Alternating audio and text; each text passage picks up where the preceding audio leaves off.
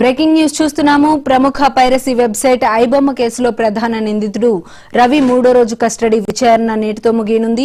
పోలీసుల విచారణలో రవి అనేక కీలక అంశాలను వెల్లడించినట్లు సమాచారం. ఈ విచారణలో పోలీసులు పైరసీకి సంబంధించిన సాంకేతిక వివరాలతో పాటు దేశ విదేశాల్లోని ఏజెంట్లు, ఉద్యోగుల నెట్వర్క్ పై ఆరా తీశారు. గత 6 ఏళ్లుగా తనను పట్టుకోకపోవడంతో నెట్వర్క్ ను విస్తరించానని రవి పోలీసులకు చెప్పినట్లు తెలుస్తోంది. అయితే విదేశీ పౌరసత్వం ఉండడంతో తప్పించుకోవచ్చనే ధీమాతో రవి ఉన్నాడని సమాచారం. కస్టడీలో భాగంగా రవి పశ్చాత్తాపం వ్యక్తం చేస్తూ జైలు నుండి బయటకు వచ్చాక పైరసీ వైపు వెళ్లనని పోలీసులను ప్రాధేయపడినట్లు తెలుస్తోంది. కస్టడీ ముగియగానే రవిని పోలీసులు కోర్టులో ప్రవేశపెట్టనున్నారు.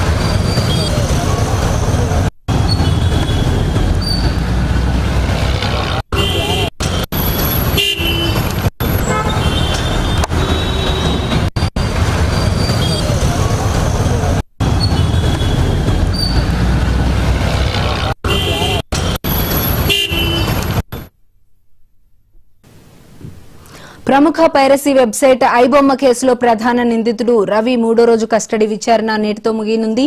పోలీసుల విచారణలో రవి అనేక కీలక అంశాలను వెల్లడించినట్లు సమాచారం. ఇక ఇదే అంశానికి సంబంధించి మరింత సమాచారం మా స్పెషల్ కరెస్పాండెంట్ దుర్గేష్ అందిస్తారు. దుర్గేష్, చెప్పండి. హైబొమ్మ బప్పం కీలక పాత్ర పోషించినటువంటి హైబొమ్మ హింబడి రవి మొత్తం ఎట్టకేలకు 3 రోజుల పాటు కస్టడీ ముగిసింది. రెండోసారి తీసుకొచ్చుకున్న కస్టడీలో ఈ రోజు కొద్దిసేపటి క్రితమే మూడోసారి కూడా కస్టడీలో విచారించిన నేపథ్యంలో మొత్తం ఈ యొక్క కేసుకు సంబంధించి పూర్వపరాలన్నింటినీ కూడా వెల్లడించినట్టు కూడా తెలుస్తున్నటువంటి పరిస్థితి. ఇంకా అవసరం అనుకుంటే మరొకసారి కూడా కస్టడీకి తీసుకునే అవకాశాలు కనిపిస్తున్నాయని చెప్తున్నటువంటి పోలీసులు. ఎందుకంటే ఆల్రెడీ ముందు రూపుగా 5 రోజులు కస్టడీ తీసుకోవడం ఉంది, సెకండ్ టైం 3 రోజులు కస్టడీ తీసుకోవడం ఉంది. ఇదంతా కూడా హైబొమ్మ సంబంధించిన పైరసీలు కానివ్వండి, బెట్టింగ్ యాప్స్ పైన కూడా లోతుగా విచారించినటువంటి పరిస్థితి. ఎందుకంటే ఆ బెట్టింగ్ యాప్స్లో కూడా డబ్బులు ఎన్ని కోట్ల రూపాయలు వీళ్ళు లావాదేవీలు జరిగినాయి. ఈ 36కు సంబంధించినటువంటి బ్యాంకు స్టేట్మెంట్లకు సంబంధించినటువంటి కూడా ఆరాధీయడం జరిగింది.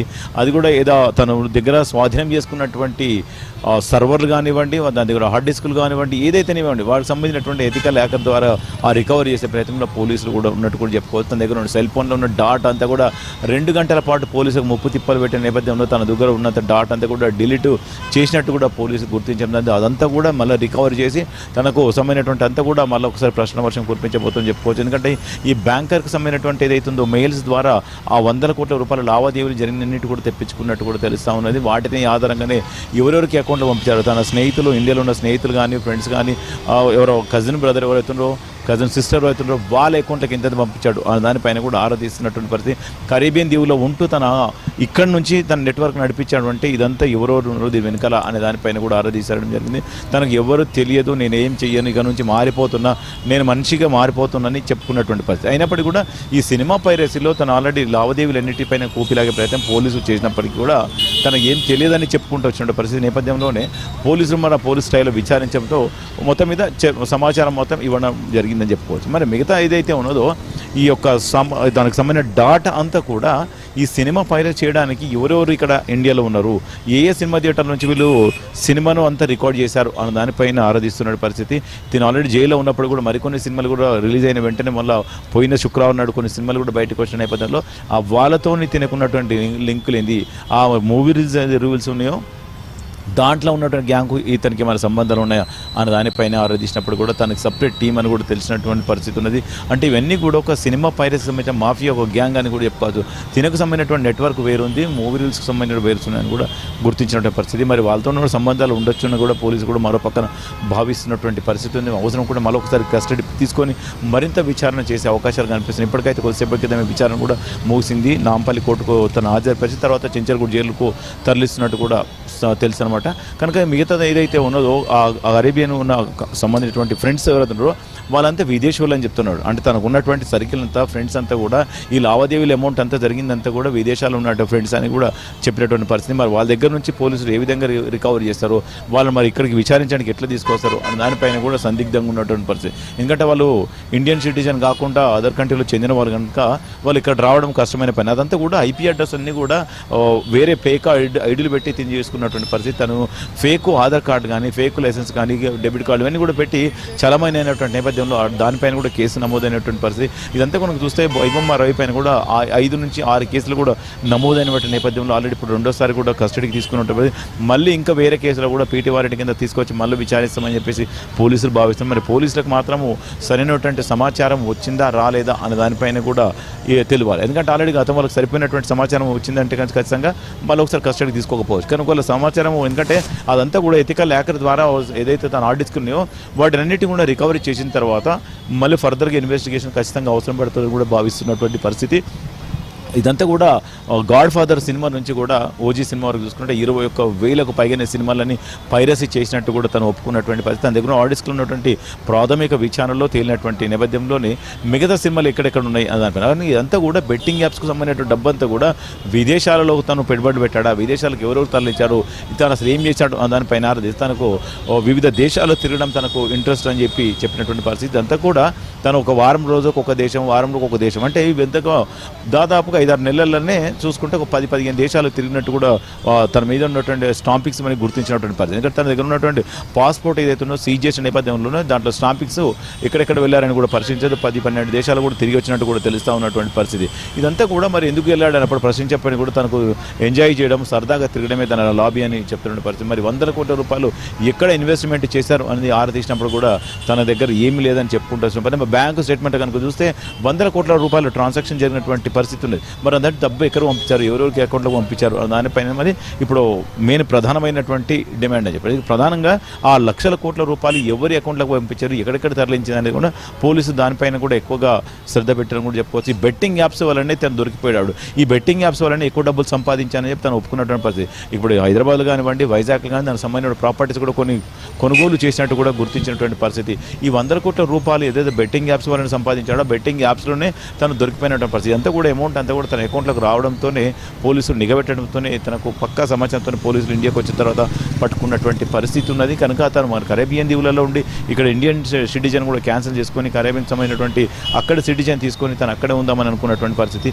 అంటే ఇదంతా కూడా విదేశాల్లో తిరగడమే తను సరదాగా అని చెప్పినటువంటి గతంలో కూడా పోలీసులకే సవాల్ విసిరాడు, పట్టుకొని చూద్దాం దమ్ము ఉంటాయని కూడా విచారణలో చెప్పినటువంటి పరిస్థితి. అది కూడా పోలీసులు గుర్తు చేసినటువంటి పరిస్థితి. ఎందుకంటే గతంలో కూడా తను తప్పించుకుంటున్నాడు కనుక తను దొరకను అనే ఒక భావన తనలో ఉన్నటువంటి పరిస్థితి. ఎందుకంటే తను ఇక్కడే ఉంటూ ఇక్కడ ఎట్లయితే A2, A3 వాళ్ళతో నిందితులు ఎవరు కొలీగ్స్ ఎవరైతే ఫ్రెండ్స్ ఉన్నారో వాళ్ళను హైదరాబాద్ పోలీసు పట్టుకున్న వెంటనే తను ఇటు నుంచి విదేశాలకు పారిపోయినట్టు కూడా చెప్పడం జరిగింది.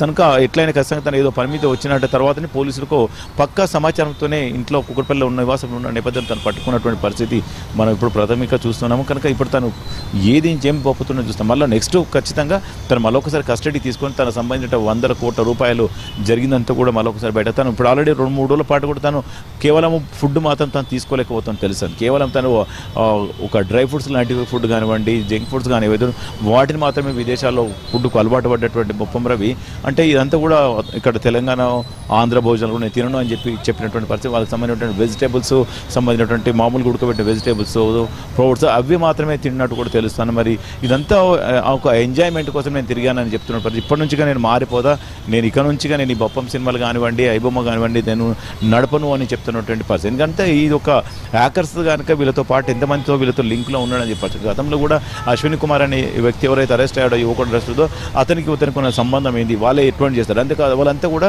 ఒక నిమిషాల పాటే వాళ్ళు హ్యాకింగ్ చేస్తున్న పరిస్థితి. సినిమా థియేటర్లకు వెళ్ళి ఆ సినిమా ఉన్నటువంటి సర్వర్లన్నీ కూడా హ్యాక్ చేసి దాంట్లో ఉన్న సినిమా అంతా కూడా కంటెంట్ అంతా కూడా వీళ్ళు లాగేసిన పరిస్థితి. కానీ ఇప్పుడు మాత్రము తినకు ఉన్నటువంటి నెట్వర్క్ ఏంది, వాళ్ళకు నెట్వర్క్, దానిపైన కూడా పోలీసులు వారదీసినటువంటి నేపథ్యంలోనే తనకి ఎలాంటి సంబంధాలు లేవు, నేను మారిపోతున్నానని చెప్పుకుంటూ వస్తున్నాడు. కానీ ఇదంతా కూడా సినిమా పైరసీ జరిగిందంతా కూడా ఒక సినిమా ఇండస్ట్రీని ముప్పు తిప్పలు పెట్టిందని చెప్పదు. 100 కోట్ల రూపాయలు పెట్టి సినిమా తీస్తే ఫస్ట్ డే 1 రోజే ఇదంతా కూడా పైరసీ చేయడం వలన ప్రేక్షకులు సినిమా థియేటర్ రాలేని పరిస్థితిలో ఉన్నారని చెప్పి సినిమా వర్గాలు కూడా ఆందోళన చెందినట్టు పరిస్థితి. మొత్తం మీద ఎట్టకేలకు ఐబొమ్మ రవి అరెస్టు కావడం ఊపిరి పీల్చుకున్నామని చెప్పినటువంటి నేపథ్యంలో మరొక మూట కూడా బయటకు వచ్చి సినిమాలని కూడా మొత్తం పైరసీ చేస్తున్నటువంటి పరిస్థితి ఉంది. మరి పోలీసులు మాత్రము ఒక బొప్పం రవిని ఇంకొకరిని అరెస్ట్ చేసినంత మాత్రం నేను సినిమా పైరసీ ఆపలేమని చేతులు ఎత్తేస్తున్న పరిస్థితి. ఎందుకంటే ఇటువంటి మూటాలు దేశవ్యాప్తంగా అనేకం ఉన్నటువంటి పరిస్థితి. అంటే ఇక్కడ తెలుగు రాష్ట్రాలు కాకుండా తమిళనాడులో కానివ్వండి, దేశం పాన్ ఇండియా మూవీస్ కానీ ఏదైతున్నాయో అన్ని భాషల్లో కూడా అన్ని సంబంధించినటువంటి లాంగ్వేజ్లలో కూడా రిలీజ్ అవుతున్నాయి.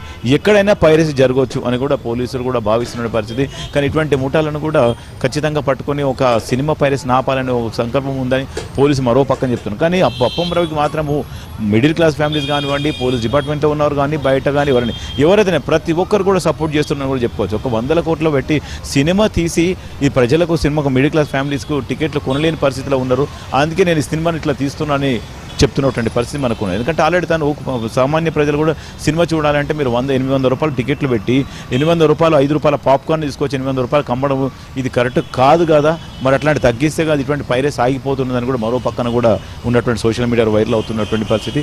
మరి సినిమా ఇండస్ట్రీలో ఇప్పటికైనా కానీ పరిశ్రమలుగా గుర్తించి సినిమా టికెట్లు తగ్గిస్తే ఆటోమేటిక్గా పైరసీ ఆగిపోతున్నదని కూడా సోషల్ మీడియాలో వైరల్ అవుతున్నాయి. ఎందుకంటే ప్రతి ఒక్కరు కూడా సోషల్ మీడియాలో తనకు మద్దతు పలుకుతున్న పరిస్థితి. తనకున్న అడ్వకేట్ ఎవరైతేనో అడ్వకేట్ కూడా డైరెక్ట్గా చెప్తున్నారు ఆయన బెయిల్ పైన తీసుకురండి, ఆ డబ్బు ఏదో మేము పెడతాము, మేము ఇస్తామని చెప్పి చాలామంది కూడా సోషల్ మీడియాలో తనకు ఫోన్ కాల్స్ కూడా చేస్తున్నటువంటి పరిస్థితి, తనకు మెసేజ్ కూడా చేస్తున్నటువంటి పరిస్థితి మనం చూస్తూనే ఉన్నాం. ఎందుకంటే అడ్వకేట్కు మాట్లాడినప్పుడు కూడా చాలామంది కూడా సపోర్ట్ చేస్తున్నటువంటి రవికి అని కూడా తను చెప్తున్నటువంటి పరిస్థితి. కానీ ఇప్పుడు కేవలం ఇక్కడ తెలుగు రాష్ట్రాలు కాకుండా తనకు ఉన్నటువంటి అభిమానులు చాలామంది ఉన్నారు. ఎందుకంటే ఆ సినిమా ఏదైతే కొత్త సినిమా వస్తుందో ఒక 5 మంది ఫ్యామిలీ ఉంటే వాళ్ళ సినిమా థియేటర్కి వెళ్ళాలంటే దాదాపుగా 5 నుంచి 10,000 ఖర్చు అవుతున్నటువంటి పరిస్థితి. కానీ అట్లాంటిది డైరెక్ట్గా ఫ్రీగా సినిమా చూపిస్తున్నాడు రవికి మేము చాలా సపోర్ట్గా ఉంటున్నాం, ధన్యవాదాలు చెప్పి చాలామంది చెప్తున్నారు. కొంతమంది హైదరాబాద్ నగరంలో కూడా ఆటోలలో కూడా తను ఒక రియల్ హీరో అని చెప్పేసి పోలీసులకు వ్యతిరేకంగా కొన్ని ప్రచారాలు కూడా జరిగినటువంటి పరిస్థితి మనం ఇవాళ చూసాం హైదరాబాద్ నగరంలోనే. అటువంటి రవిని ఎందుకు అరెస్ట్ చేస్తారు, రియల్ హీరో అని చెప్పి చాలా మంచి వ్యక్తి అని చెప్పి చాలామంది ప్రశంసలు కురిపిస్తున్నటువంటి మనం చూస్తున్నాం. కనుక ఈ యొక్క బొప్పం కానీ హైబొమ్మ కానీ దీనికి సంబంధించినటువంటి 17 వెబ్సైట్లు ఏదైతున్నాయో ఈ 17 వెబ్సైట్లను మాత్రం పోలీసులు దీన్ని మొత్తం నిలుపుదల చేసినటువంటి పరిస్థితి. కానీ మిగతా ఏదైతే పైరసీ సంబంధించినటువంటి ఉన్నాయో వెబ్సైట్లను వాటిపైన కూడా మేము చర్యలు తీసుకోవడం చెప్పి పోలీసులు కూడా ఆల్రెడీ కేంద్ర రాష్ట్ర ప్రభుత్వాలు కూడా మేము లెటర్ పెడతామని చెప్పి ఇక్కడ నుంచి ఉన్నటువంటి అధికారులు కూడా చెప్పినటువంటి పరిస్థితి.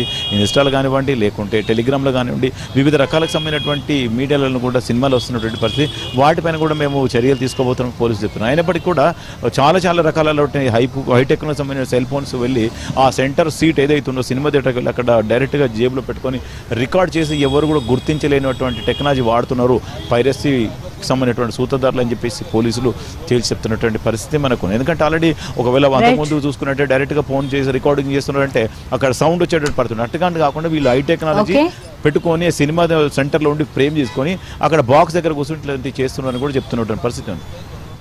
Right, thank you Durgesh.